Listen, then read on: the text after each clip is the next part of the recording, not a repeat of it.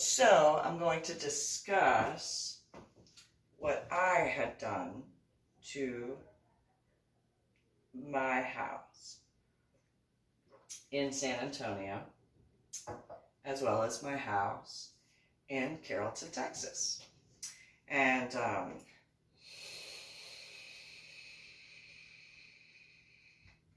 I thought of every bit of it when it came to each of the different aspects.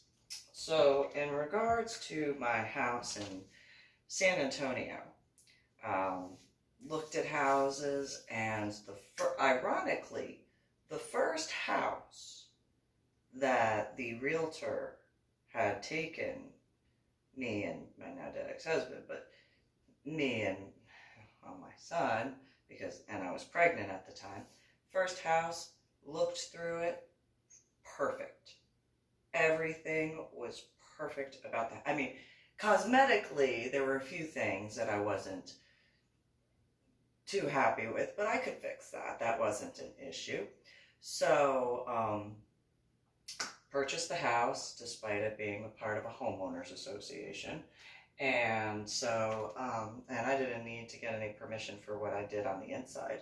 So, after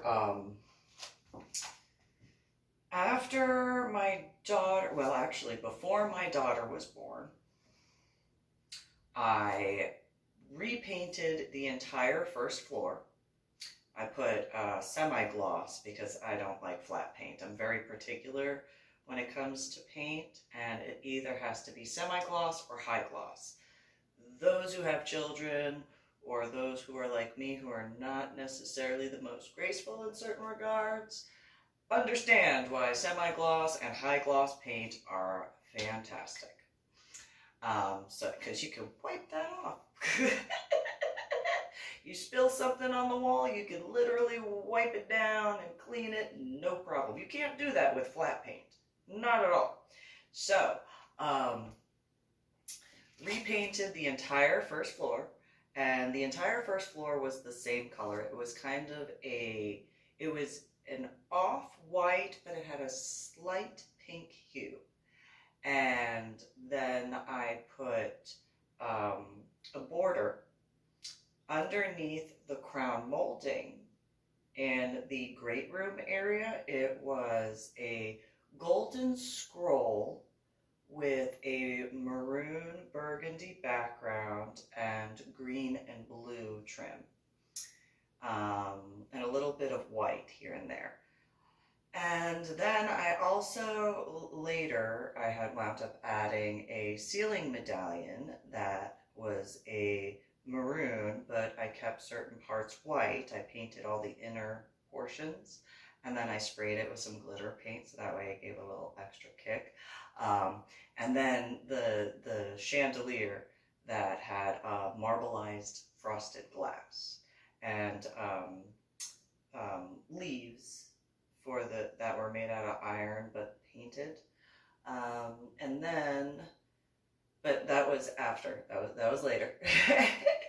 And then I also did the border in the living room area, which I will say, putting that border around that corner fireplace, that was such a pain. That was so annoying to get done, but I did it. And yes, I was pregnant when I did that. I climbed up. I realize now, not necessarily the safest thing to do now. It's a little late because I purchased that house back in 2002. It's a little late to figure that out now. Just saying. I did the border of the kitchen as well, and that included the bay window area and above the refrigerator area that had a lattice wine rack. I didn't do that during that. I did not restain all of the cabinet doors and put on handles until much later, but I did do that. And I also changed out all of the doorknobs to this fleur-de-lis pattern. whatchamacallit, and I found a matching door handles for the cabinets and drawers, put them all in. And you know I did it because there were a few that I mismeasured and drilled through, and yeah, that was me. I also did that flat paint, again, the whole first floor. That included the hallway area where it led to the half bathroom on the right, the washer and dryer on the left, and then the garage.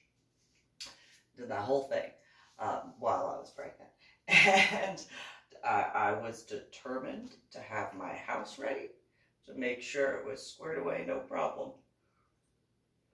Then the upstairs, I continued with that similar shade of off-white with a slate tint of pink, depending on the lighting. And then realistically, the bedroom was that same color, and the upstairs hallway. But my son's room, I painted a green, because that was the color he picked out. And then my daughter's room, I did a rose color, actually fairly similar to this. And then did a border on there. Now, after my daughter was born, as far as the interior portion of the house, I ripped out all of the dark emerald green carpet.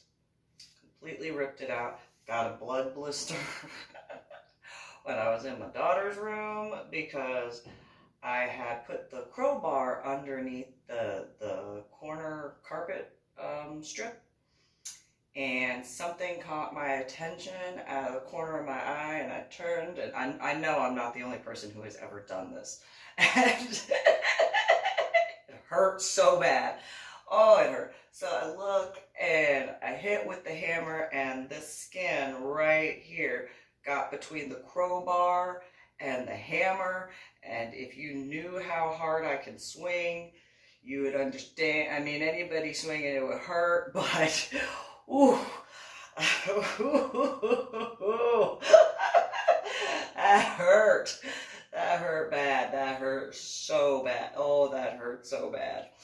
And I mean, for those who don't know how hard I can swing, when I would tap the crowbar with the hammer to lift the carpet strip, I would only have to do that once every 5 to 6 feet. I'd do it once and it'd pop out. Go in the next section and it'd pop up. That's like, oof. So that, I had this, it was a big blood blister. It was like 1/2 inch in diameter. Oh, I was cursing up a storm. And I know I'm not the only one. I know that there have to be people who have done construction that know exactly what I'm talking. And every swear word in the book came out of my mouth, and I probably was not quiet at all, because it hurt a lot more than my headaches. A lot more. So I know I was loud because my now dead ex-husband, he was pulling the car into the garage. He ran up the stairs after the garage door closed.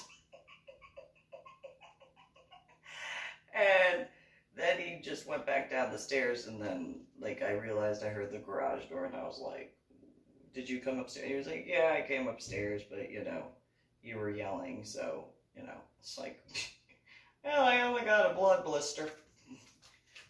Excuse me. And yeah, and I had drained it the first time. Like, I drained it, but it refilled up with blood, ironically, right before the Jade Wolf Coven thing. That's kind of weird, a little clinky dink. But anyway, then put in wood laminate floors. I picked the flooring out. I think it was the one that's, I think it was Pella. I think it was Pella wood that I went with. And Mike, my biological father, and I, we did that together and everything like that. He had the miter saw, and that fireplace being at the angle. Anybody who has put floor down knows that, you know, if it's just a square or rectangular room, no problem. It is those angles that are pain in the, especially for getting it just right. And so then the whole house, because I have never seen a house that had carpeting in the bathroom. Both upstairs bathrooms had carpet in it. It's like, what? That needs to go. No, because all I could think of was, ew, if the toilet overflows. Ew, ew, ew, ew, ew, ew, ew, ew, and by the way, ew, just ew, ew, ew. So ripped out in the bathroom areas, put down linoleum with it was like a square pattern with a little bit of marbleization, and in the corners of the square were little diamonds that, you know, were similar in shape.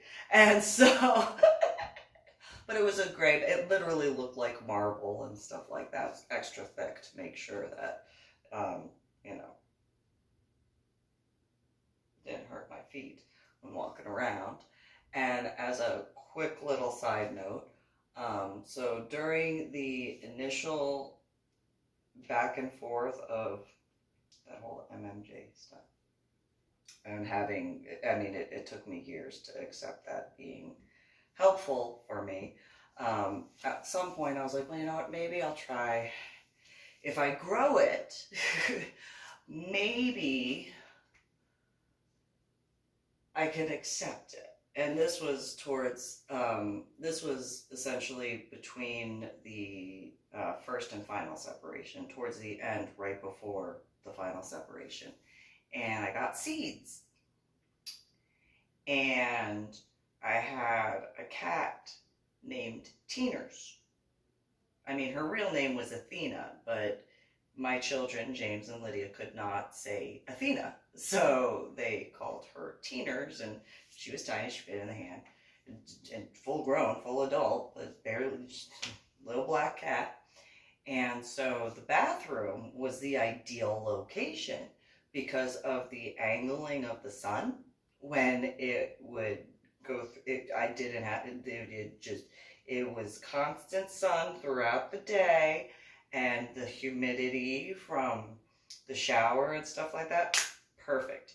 The plants took off like nobody's business. I mean, I know that I was in the state of Texas, but I know I'm also past the statute of limitations on this topic. But I got it to grow this tall from the planter, the top of the soil. So like essentially like 1.5 feet. And one day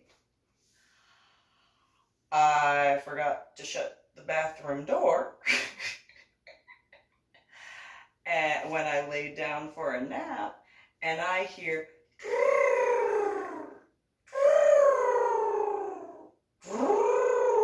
and I'm like, I woke up, I'm like, what is going on?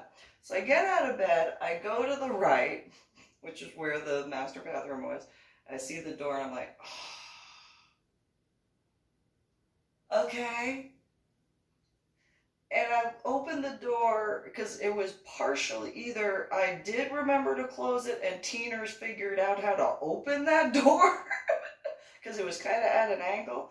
I open it and I look, and there is Teeners lying on her back, just, and I'm like, I have never heard your motor running like that before, but okay. And it was funny.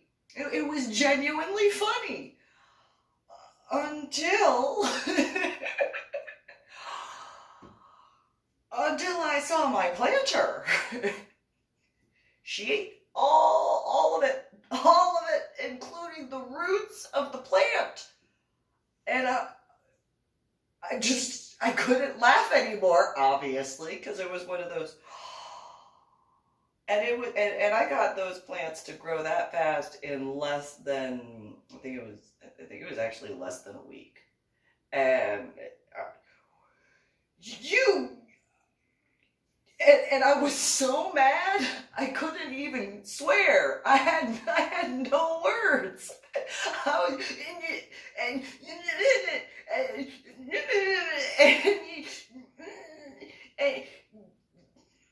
and I know there are people who understand that for a variety of different reasons, and some excuses, but nonetheless, variety of different.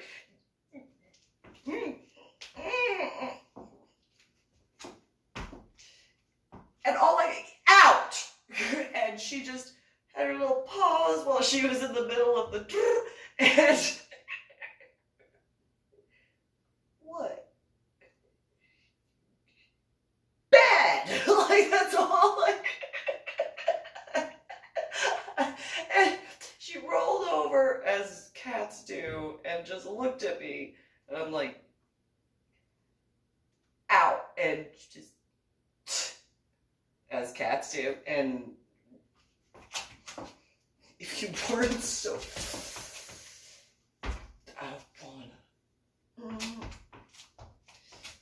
because I put all the seeds in there, because I had picked them out from the stuff I got, so, which was from a male who said he was from, I think, either Del Rio or I think it was Del Rio or El Paso, one or the other, but my now dead ex-husband actually met him at UTSA, and so shortly before the Cactus Jack, also known as Jeffrey Kirkendall Jr. Thing. Anyway, so I had done the wood laminate floor stuff and that, and then in the yard, I had well, initially the two oak trees and one hackberry tree were in the shape of a triangle, and I had got a fountain. It was a 3-tier fountain from, I think it was the P Extra, or, yeah, I think it was the P Extra, at Fort Sam Houston, and it had the really, really big base, and, well, all 3 tiers were big. I mean, the smallest tier was, I couldn't put my arms around. Made out of concrete, had pineapples in the center and stuff like that. Put that in the center of the ivy, and then later wound up, because one of the oak trees died, I had the other one removed, and the hackberry removed, and I put a redbud tree in the center of the yard behind where the fountain was, and made a Star of Texas, or pentacle, realistically, and I made that out of phlox. I had made runway lights, because on the side of the driveway, I had dug out the dirt, or the grass, and put in a pathway on each side, and put in little lights. I called them runway lights because that's what they reminded me of. And the little electric stuff or whatever, and put mulch in with the different flowers. I put phlox and creeping sedum along that. And then I did that same sort of wrap around for the flower bed with different flowers in the front yard. When purchasing the house, the corner had cacti. It was a big cacti plant. I was like, yeah, I have my son and my daughter, and I know that in a neighborhood, I cannot be the only person with children, so I'm gonna have that removed, because I don't want my children or anybody's getting stuck by that. And there was one in the backyard as well, had that removed. I was like, no, get that out. And it wasn't until later that one of my neighbors was like, you know that, like, there are people who eat that. And I was like, I had no idea. Otherwise, I would have been like, you know, and have it. And he's like, yeah, that's actually, like, you just, and when I explained to him the reason why, he was like, oh. I'm like, yeah, I was not thinking about that sort of, I was only looking at the safety aspects. So, you know, I didn't mean to waste it, but I didn't want, like, any, and he and his wife had children, so it was one of those, oh, and it's like, yeah, I don't want anybody accidentally falling, I don't want anybody accidentally getting hurt, so, you know, out. And so, that was irony of Cactus Jack, irony. And so, when you think about it, get out. Get out! Get all out. And then, so put those flowers in, and then on the back, because it was a corner in a cul-de-sac, so that whole area I put in oleanders, rotated the colors, so that way one was pink, one was yellow, one was white, one was pink, one was yellow, one was white, so on down the line. In the front yard, I had also put a smaller fountain, but that one was stolen. But it had a umbrella, and there was a couple that were, it was a Victorian style. Male was holding the umbrella, and the female, you know, had like a romantic whatever. I mean, I thought it was pretty, and it was one of those, that's nice. And not in an Anna way, and, you know, the water came out of the top and went into the basin and stuff like that, and but because it was stolen along with the gladiola section, I did not put any of that stuff in the front yard anymore. All that went in the backyard. So in the backyard, I also got rid of the St. Augustine grass, and I put in fescue. And I didn't even have to eradicate the St. Augustine. I knew how to get the fescue to grow in all by myself. With a mixture of Kentucky Blue. And so, felt like silk when you walked on the yard. But, so then in the backyard, later I had the back patio screened in and a nautical theme ceiling fan put in. But initially when I redid the backyard, I had put the scalloped red circle brick thing around each of the trees. So the sycamore tree had one, and then the two pin oak trees and the redbud tree, they each had their own. And then around the redbud tree, I put in rose bushes. Around the pin oak tree, I got tulips and freesia to grow. Just saying. Removed the tea roses that were along the side of the house, but kept the ajuga and the ficus and a few others. I did want to turn that part into a pond area, but that didn't wind up happening. Removed the pin oak trees later, as well as the sycamore tree, but had put in a swing set for my children, my son and my daughter, and then, you know, different kids that they played with and stuff. In the backyard, though, so there was originally a archway that was in the middle of the yard, and I moved that to the back, which was in the area that separated where the shed was and the play area. And I kept the bushes that were there. They started with an E. I forgot what they were. And then there was Texas sage on one side and oleanders on the other. I kept those. And then there was pittosporum against the back dining room wall. But I changed out the color of the leaves, not the plants themselves. I just changed the colors of the leaves. And then, whatchamacallit, there was a fig tree, and I cut the fig tree down to get, like, remove it and everything.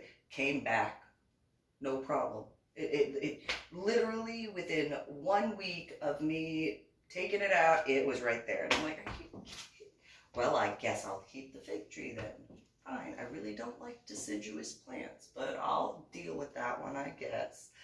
And so, but in the backyard where the shed was before that Datsun truck issue, I had turned where the brick wall is, where for the sign for Pheasant Creek subdivision, I had turned that whole area into my vegetable garden. Then I made a circular pyramid thing that I found online, and I had the dahlia onions growing in the state of Texas.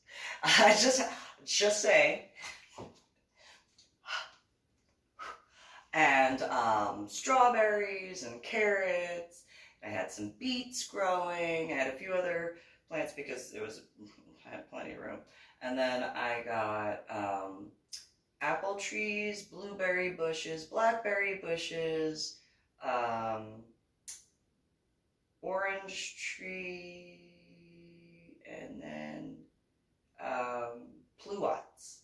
And they were all about to bloom, and then, you know, that Datsun truck ran into destroyed my plants. All that work. And I got I mean, realistically, they shouldn't have been blooming for another, like, 2 years. But I have a way with gardening. I mean, I did get Vidalia onions to grow, and I got gladioli to grow in the state of Texas. In the ground, not in a planter. Just saying. And so,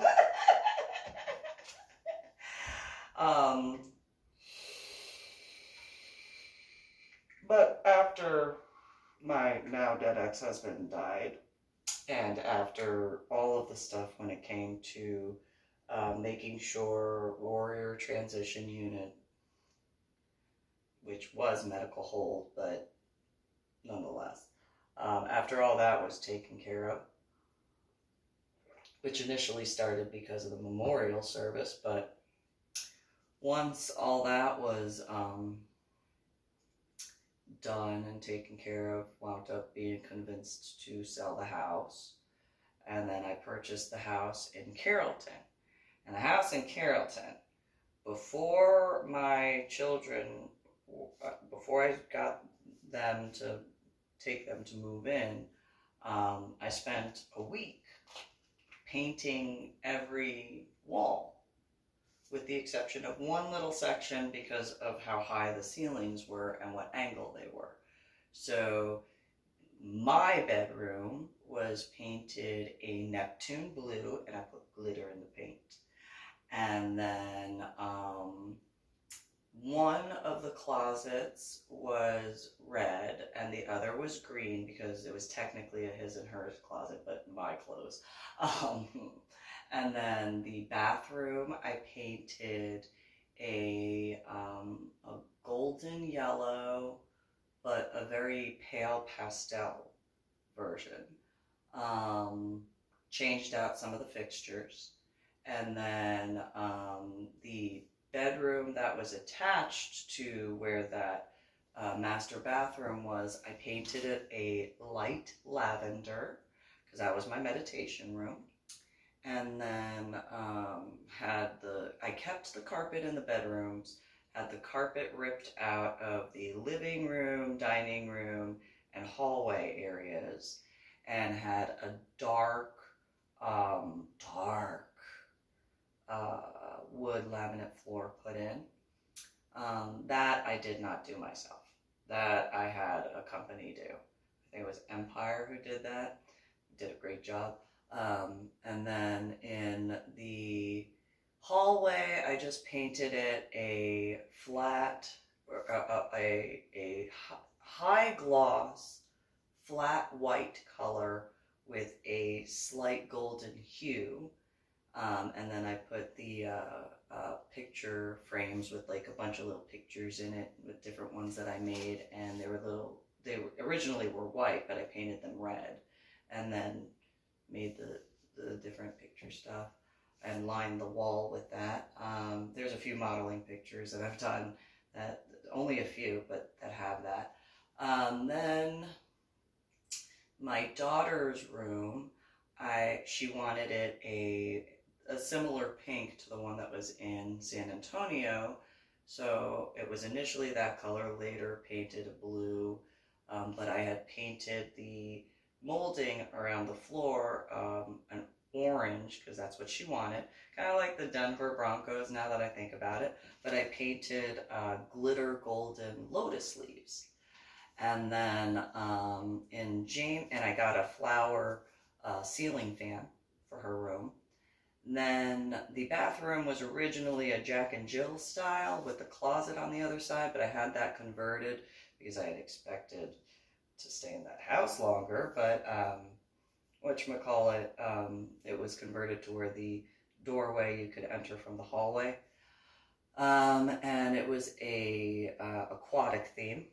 And then James's room was an orange, a different shade of orange for the baseboards, and he wanted a deep hunter green for his walls. And then I know for a fact one of the guys I wound up dating later on, when he saw that ceiling fan, I know he was all, because he asked, because my children weren't around in the house when he had come over the first time. And he was like, "Where did you get that ceiling fan?" I was like, "I got it. I think I got it on eBay." I was like, "Yeah, you know." He was like, "Well, where'd you? What type of ceiling?" And then when I told him what I paid for it, he was just, oh, I'm like, yeah, I paid, I think it was like $75 for a 52-inch Harley Davidson ceiling fan, brand new in box. And he was just like, oh, and I'm like, yeah, but that's my son's room and you don't get that. So that's for him. You leave it alone. And because James was into motorcycles, and I was like, make sure you learn how to ride it and wear a helmet and protective stuff when you're of age, because I don't want you getting hurt. I know it's possible, just be careful. I love, being a mom. And so the dining room area, I painted a burgundy maroon. Later, the counter part was silestone black with like glitter flecks. The living room, technically, but I turned it into a library, was a goldenrod color, like the goldenrod flower, almost daffodil yellow. And I had ceiling fans, the drop-down type, put in. The wet bar area I did with that similar black and glitter fleck silestone. Kept the cabinets white though. And then,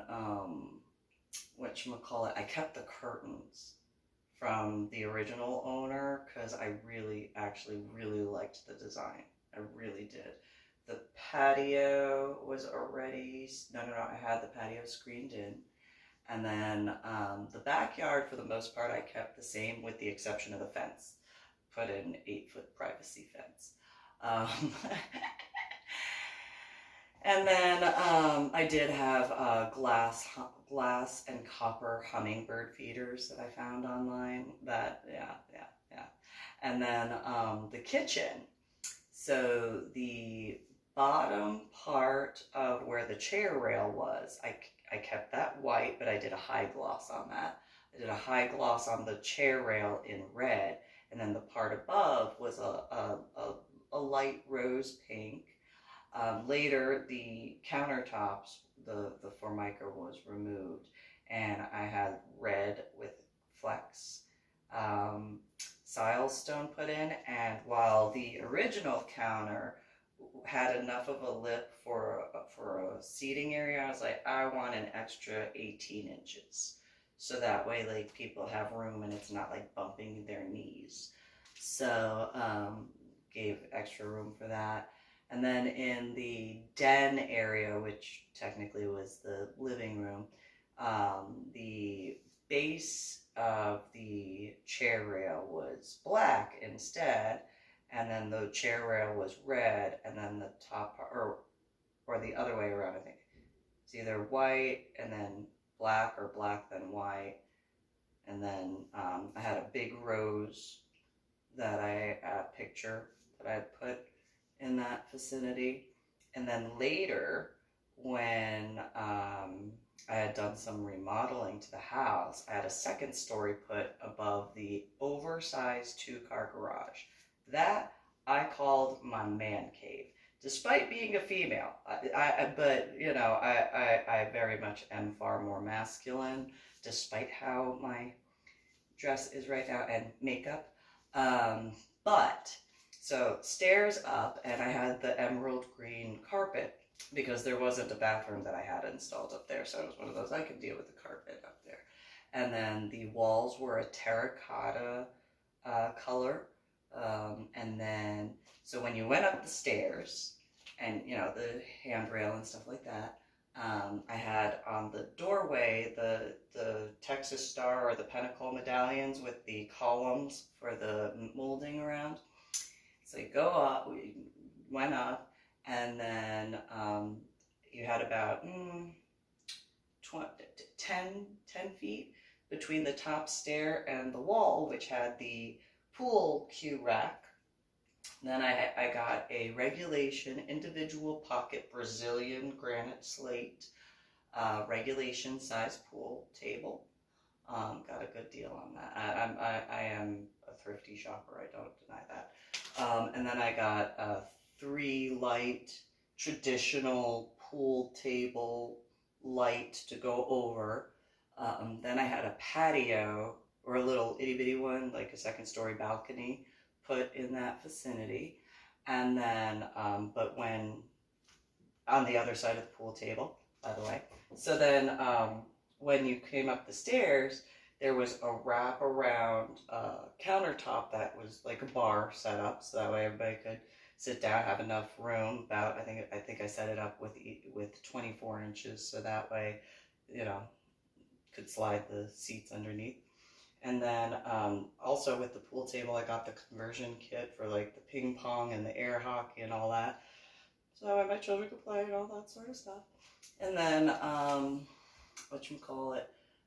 then there was the little kind of U-shaped corner, kind of like this but bigger, and I had a TV installed with a the arm that could twist the TV and stuff like that and angle it. The wet bar with a mini fridge, a wine rack, had a sink, and then for, you know, not my children, but for if I had some individuals over, or if I had an event set up like I had planned to do when my children were grown, and I didn't get to do that because of what happened at McCoy Elementary School and didn't get to keep my house. I had a 13-foot by 13-foot wood laminate dance floor put in with a stripper pole in the center. Professional grade, I learned that the hard way. 600-pound weighted, 6 ball bearings on the top, 6 ball bearings on the bottom, so that way if wanted could spin. And all of the windows had that similar molding with the Texas Star for each of the areas. And I had 2 leather recliner chairs that I had put in for relaxing.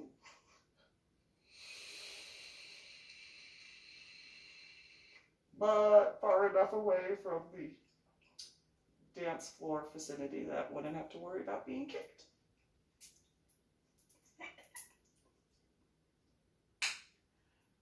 But then I had to sell my house. I'm really mad about that because I do want my house. And so yeah, not that I wanted to sell the San Antonio house one either, but I had to because of various aspects that I was dealing with at the time. So, oh, and yeah. So, those were my two houses that I had changed a few things to all by myself.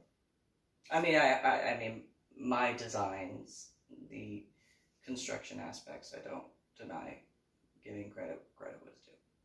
So, that is that particular video. And you guys have a good one.